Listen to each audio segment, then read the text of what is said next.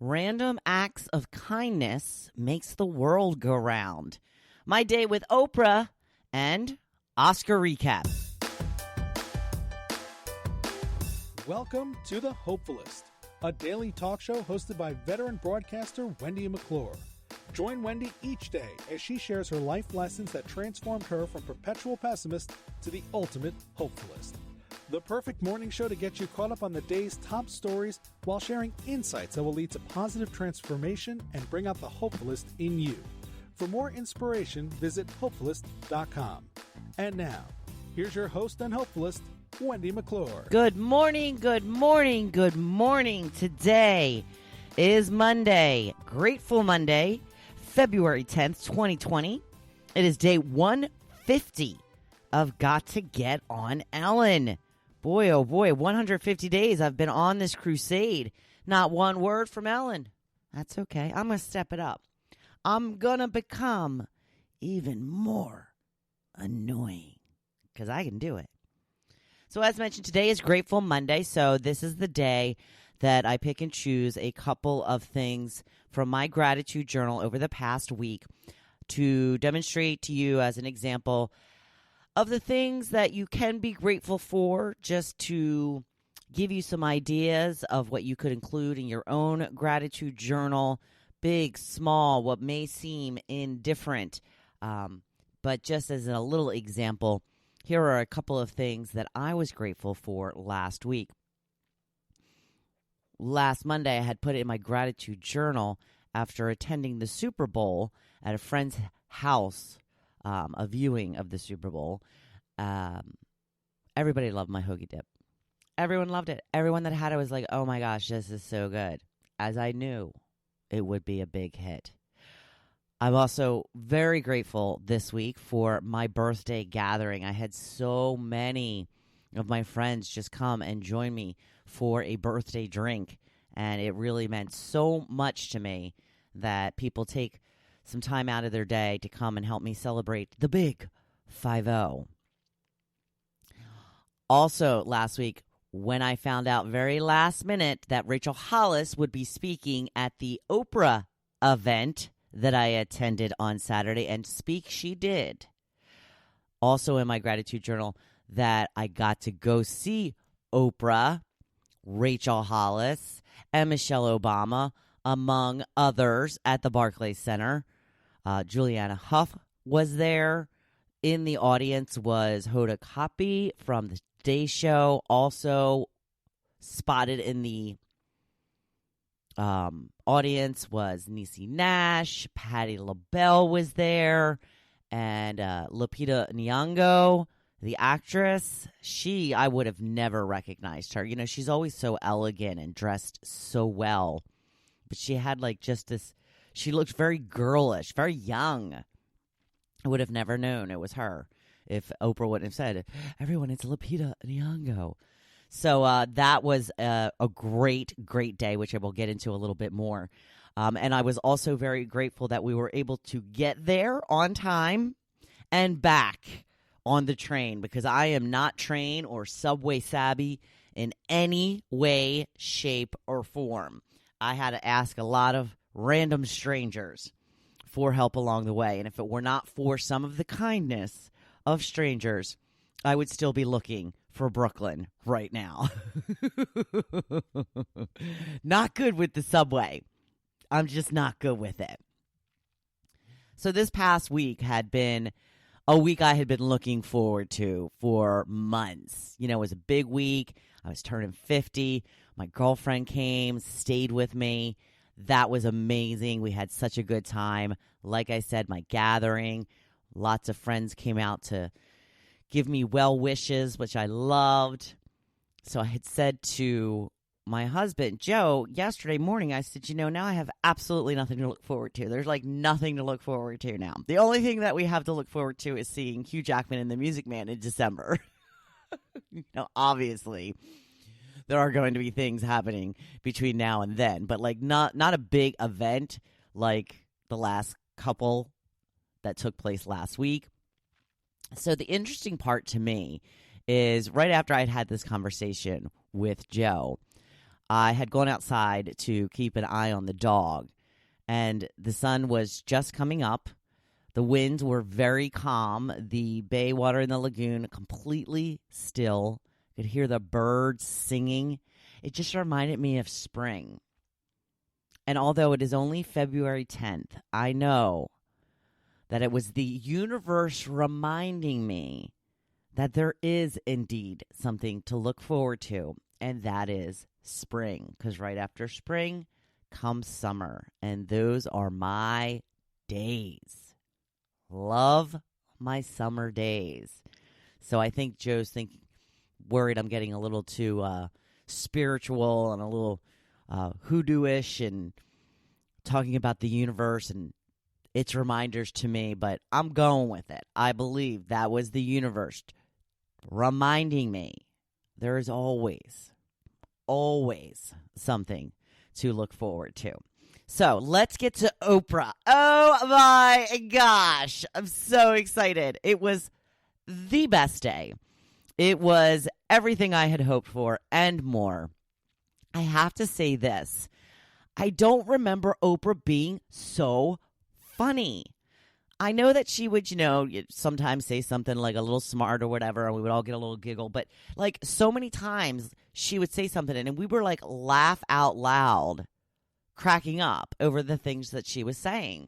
Now, I've never spent a whole day with Oprah before. My new bestie. No, we did not meet. I had no illusions that would happen.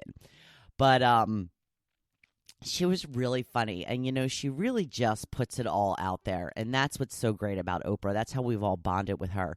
Right in the beginning, she's like looking out in the crowd. And she's like, because there was 15,000 people there. And she's looking out in the crowd. She's like, I'm seeing all the women and there were some men there. There were. She's like, I'm looking out in the crowd and I'm seeing all the women in their 30s and their 40s. And I know you're my little Oprah babies. I know you grew up watching the Oprah show and you're all my little babies and you've all turned out so well. Funny, right? She's funny. So that was just one example. And then, of course, she was getting into, really emotional stuff. She was tearing up as she was talking about the passing of her mother and the fact that they never really had a close relationship and how she wanted to say things to her as she was, getting close to passing on, and she just couldn't find the courage to do it. But then she finally did because she wanted to have no regrets. And she was able to finally get out what she wanted to say. And she teared up a little bit. It got a little bit emotional talking about that. That just happened about 2 years ago, she said. So all in all, an amazing day. It started out with this band. I have put a recap up on the Hopefulist page, also on Instagram. It's still in my stories for a little bit if you want to check that out. My IG address is _Hopefulist. If you are not following me on Instagram, please do. Because I really have a lot of fun with those stories. And I was really doing it up the last couple of days so that everybody could follow me along on my mission and my dream of seeing Oprah live in person. So after the band, the first band, Oprah came out, did a little bit of speaking. We all got a workbook. We all got a swag bag, a little burlap bag, so cute, that says Oprah on the front, the 2020 Vision Tour, WW 2020 Vision Tour. And in it had some goodies. It had some Weight Watchers snacks, and it had a really cool pen that says Oprah on it, and a workbook that we were going to be using, and, some coupons, and we got a voucher for lunch. She even sprung for lunch. Like I said, I had just found that out, I think maybe Thursday of last week, and it was Panera Bread, and we had opted for a turkey sandwich. So it was turkey and lettuce and tomato and a bag of chips and a very tiny apple. Joe and I buy apples, and we get like the huge apples. So it was a very tiny apple, but it was still yummy. And a bottle of water, which was great because I spent, and I'm going to talk about this a little later in my blog, $14 on 2 small sodas. holy mackerel, that's insane. So we only bought one soda. So I was like, you better save that water and save that soda. So that is what we did. And then after lunch, well, right before lunch was Rachel Hollis. And I don't know. I don't know if they were her people. They didn't have, they certainly didn't have the reaction to her that they have at her conference, which, is to be expected. People who are going to Rachel Hollis's conferences are going specifically to see Rachel Hollis. People who are going to Oprah are going specifically to see Oprah. But, Rachel just lets it all hang out. So she started out with a story that, I don't know, might have, kind of grossed a few people out. But she's telling the story. And the funniest part to me was she was like telling the story. And you could tell that she was like maybe a little uncomfortable being so open with the issue that she was having in the story she was telling. And she had said something and there was a bunch of groans in the audience. And she just was like, you're gross too. You are. You are gross too. So I will leave it at that. But it was pretty funny. I mean, it's the Rachel that I know and love. So I was so ecstatic to watch her have her dream realized of speaking on Oprah's stage. So after lunch, we had like a little re-warm up session with Juliana Huff, and we did some more dancing. And then the afternoon session was kind of short. Then we had, I think, a little bit more workbook that we did. And then she interviewed Michelle Obama. And after that, she kind of wrapped up with some more speaking and stories and things to look forward to. And, it was all in all very enlightening.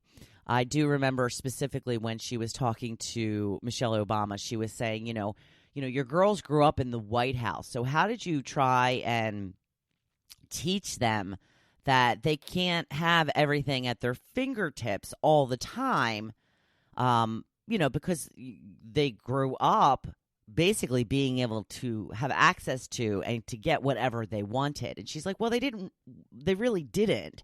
She said, because me and Barack made sure that they had a normal upbringing, as normal as could be. She goes, frankly, we just didn't give them a lot of stuff because we didn't think they deserved it.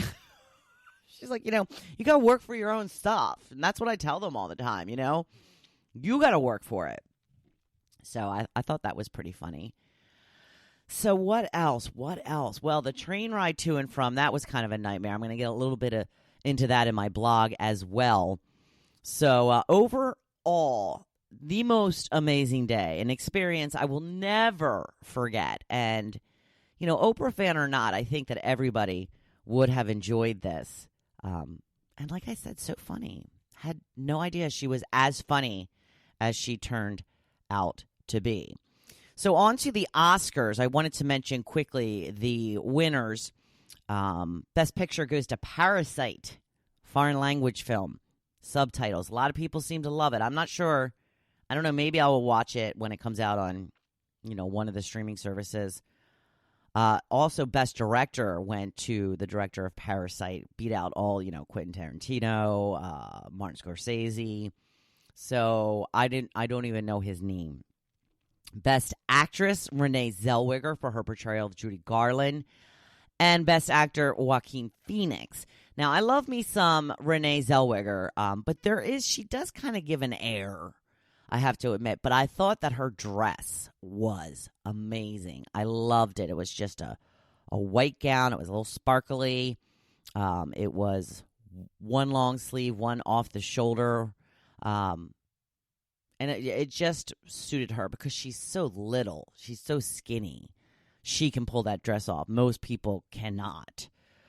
I thought she looked amazing. I thought Idina Menzel looked amazing. I loved her dress as well. I wasn't crazy about the bust line. That seemed a little off to me. But I loved the puffy sleeves. And boy, can that girl sing. Oh, my gosh, the voice on her. I thought Regina King looked gorgeous in her pink gown. Very, princess-type gown. some of the people I thought looked not